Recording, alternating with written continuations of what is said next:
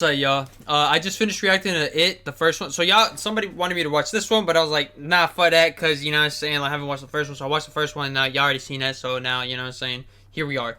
So, yeah. Alright, how y'all doing? Good? Good. Alright, cool, let's get into it. This movie is nearly 3 hours long, which is gonna make keeping this long ass video short incredibly. Oh, I think I do remember this, like, somebody wanted me, yeah, somebody wanted me to go watch it with them, and then I was like, yeah, fuck that. So like I didn't go, but yeah, apparently this shit was like 3 hours long. Yeah, okay, I don't know. He literally just said that. There was no need for me to say that. Anyways, just keep it pushing. Especially because I have this thing in the top left corner, because I predicted a lot of things in this movie too. Alright, let's go, baby. It Chapter 2, and the events of this movie take place 27 years after the first one, and all the middle kids are grown up now. Billy is a famous writer. They look the same. They look the same. She looks the same. Where's the fat ass? They look the same. Now, Billy is a famous writer that's married to this actor. Oh, never mind. Sometimes doesn't believe in his writing. Germ Boy or Eddie is now a risk analysis dude, and he's married to this fat, overprotective, naggy bitch. Glasses, aka Richie, is now a big shot comedian. Fat Kid or Ben is now no longer a fat kid. He instead is hot and ripped and apparently very rich. Stanley is, yeah, I don't know. Dope. He's just Stanley, but grown up, still a pussy, whatever. The Still a pussy. Lives in Derry in its library, and he's possibly slightly a bit local or paranoid. And Beverly, I got no clue what's going on in her life except for that she's married to this asshole who's very similar to her father. And apparently, anybody who got married in this movie got married to a person that's very similar to their parents. Okay, I love you, mommy. I don't know why the movie does this. Maybe it's to point out that nothing ever changed because they never really killed it properly, or that they never really grew up, or maybe they're just saying in general that you always marry your parents and nothing ever changes in life. I don't know why I'm reading into this so much. It's not a fucking Shakespearean novel. Who cares? No time. Moving on. The movie starts out with this shot, and I can already tell from this shot alone. I like how he just had like Becky. What the fuck was her name? Just getting the shit beaten out of her, like in the background. Like, okay, what the fuck? Anyways, that was I just saw him to. How I can do this, that this movie is gonna have some serious homosexual themes / vibes and characters to it. And sure enough, we got two gay dudes being gay in Derry. And Derry keeps up with its theme of having very violent bullies, and some bullies show up and they beat the shit out of the two gay dudes for being gay, but especially this guy, and then they throw him into the fucking river, and then Pennywise shows up and eats him. Then the news breaks out that there's a dismembered body in the river, which confused fucking river. I'm sorry, it's that just They beat the shit out of the two gay dudes for being gay. Like I just don't comprehend this fool's like face. Like what the fuck? Oh my, like what? Alright then, whatever. Just eat his boob. Dismembered body in the river, which confuses the fuck out of me because I thought he could eat them and swallow them whole if he so pleases. Why the fuck is there any trace of this body left? I mean, I know it's to draw Mike over so he can find out that Pennywise is alive and he can bring all the gang back so he can eat them, but still. Anyway, as I said, Mike went over there and he found out that it was Pennywise, so he proceeds to call all the peeps back because they made a promise that if it ever comes back, they're gonna come back too and they're gonna kill it properly. And upon calling them, they all freak out in their own little way and Stanley literally fucking kills himself. Wait a minute, where are the scars on his face? Where are the scars on the bite marks from the last movie? They should have scarred, damn it. So this is about the time where we find out that he just killed himself? He got washed away in the sewers okay. and flushed out along with a bunch of other half-eaten corpses, and I must say that half-eaten is a very generous thing to say for me because look at this shit. He barely nibbled on them. He sucks at eating. What the hell? Also, this motherfucker got thrown down a very fucking narrow well, and it's fairly deep, I suppose, and he didn't hit his head on anything. He didn't drown, and he survived. Doesn't matter. After he got flushed out the fucking sewers, he walked to his home, at which he was promptly arrested for killing his father, and he was thrown in the loony bin for 27 years till now, where Pennywise shows him a red balloon outside his loony bin, signaling that he's once again recruiting him to kill people. Then, after he gets dragged back to his room, he sees the red balloon squished under his bed, and I bet you that balloon's gonna pop, revealing some spooky shit behind it, and it does, and that spooky scary shit is his old pyromaniac friend, and that friend gives him his old knife. Now cut back to the main gang, and there is his old pyromaniac friend, and that spooky shit behind it, and it does, and that's his homie? God, dude, imagine seeing like one of your old high school friends, like for a cool minute, and be like, "Yo, what's up, man? What you been up to?" And then you just see that. Oh, wow, okay, yeah. That spooky scary shit is his old pyromaniac. Wow, okay, anyways, yeah.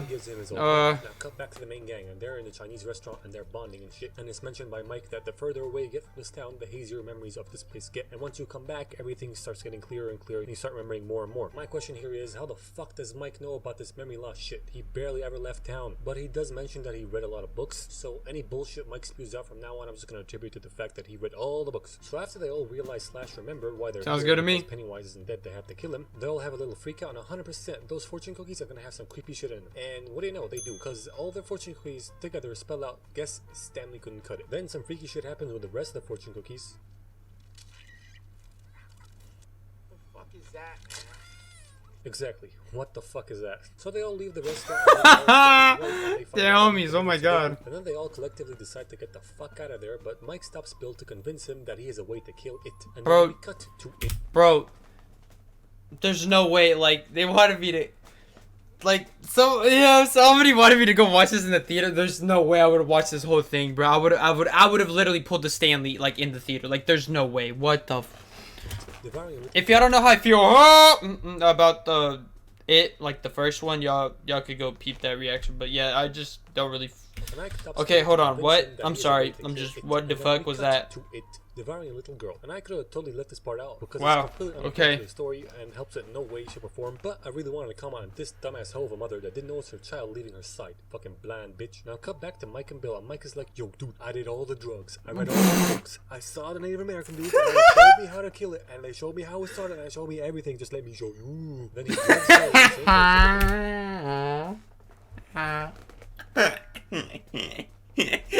Let me show you. And then what? His whole this dude's just like, I ain't Cobra.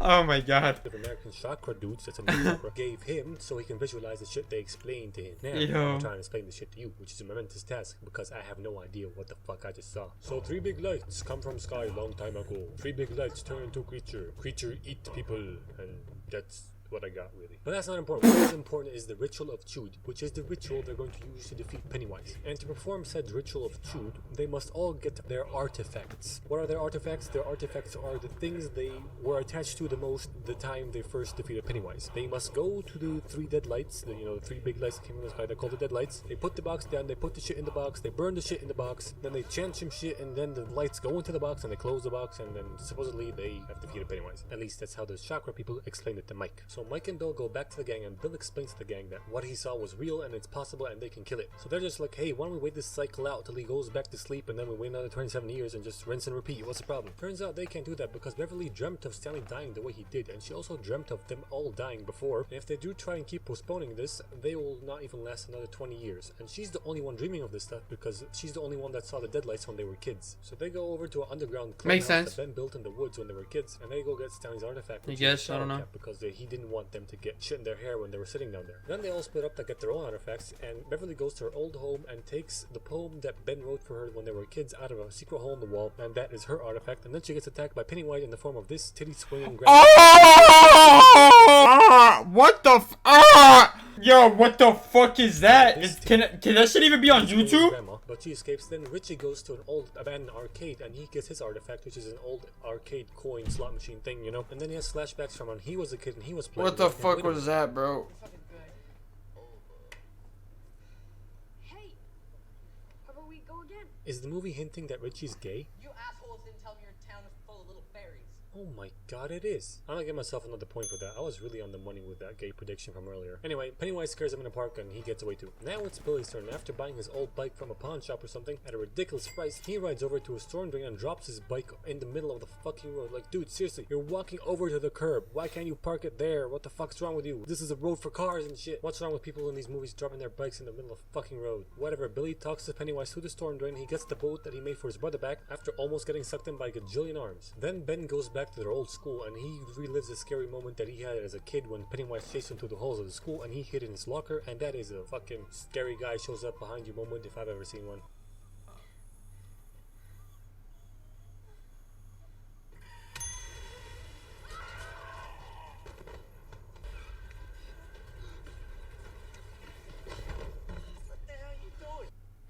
Check this. Bro, what are you doing? Fuck you! I don't give a fuck! How did he get away? You were in a locker. You're with Pennywise. yeah, and you're What is fat wrong as with shit. Pennywise, yo? You had him in a fucking locker, and this is at a time where you had them split up, and the point was to get them individually. What are you doing? So the point of all this was to get his artifact, which was the signature that Beverly wrote for him in his yearbook, which he tore and put in his fucking wallet. It was in his wallet the whole time. This was fucking useless. It's not like he forgot about it either, because he was clearly reminiscent about it in the beginning of the movie. So why the fuck are you here, dude? Why don't you go buy weapons or something to have an easier time defeating Pennywise at the end of the movie? Your job's done, dude. Why are you here? Don't man. Your job's And he done. goes to Like, I'm editing this and like that shit made no sense. Like, what the fuck? his old pharmacy to pick up an inhaler, and that's his artifact. And then he relives the memory that he had in the basement of that place, where Pennywise, in the form of this fucked up dude, tried to shove his tongue down his mom's throat. Well, he succeeded clearly. Then he tries to scare grown-up Eddie. And I'm not gonna claim this jump scare as a prediction because it's just too easy. So Eddie tries to choke Pennywise out, and he's having some fucking success in that because he feels like Pennywise is getting smaller and he's killing him. But then Pennywise throws up in his face and doesn't really scare him off. He more like disgusts him off. After that, they all get back to the place that they're staying at, and they're all shook up and shit. And Richie wants to leave again. Then the dickhead bully who has escaped the loony bin shows up behind Eddie, and he stabs him on the side of the face in his cheek. So Eddie steps into the bathtub and then closes the curtains. And if I were him, I would use the element of surprise and take the knife out of my cheek and stab him through the curtains. Now give me back my fucking knife! Holy shit, he actually did it. Also, the bully doesn't die from this. He gets stabbed in the fucking chest and he just jogs away like, I'm fine. My insanity's keeping me alive. Yee! Anyway, this was happening upstairs. Yeah. Pennywise is planning to kill the kid that now lives in his old house.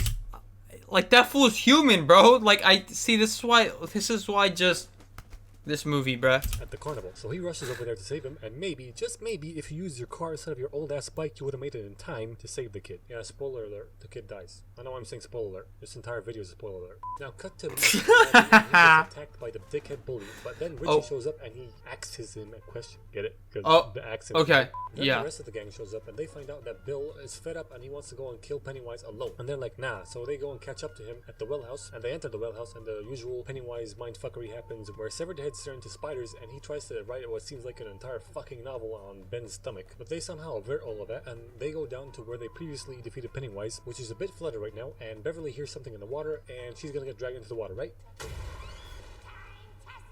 Yep, there she goes. She gets dragged into the water by the titty swinging grandma demon. But no worries, they get her out. And then they find a creepy looking manhole, and then they go down that manhole and they get to where the lights descended or landed. None of these Then they people, begin the ritual. none of these people should be alive right now. Like, Pennywise could have killed them so easily. But, you know, movie logic, I guess. Okay. Shoot, and they throw all their artifacts in there, and they burn the shit, and then they chant some other shit, and then the vagina in the ceiling opens up, and the 3 dead lights descend into the box, and Mike tries to close it, but no, a balloon starts to emerge.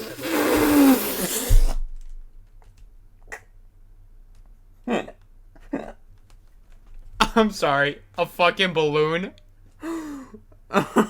Again, bro.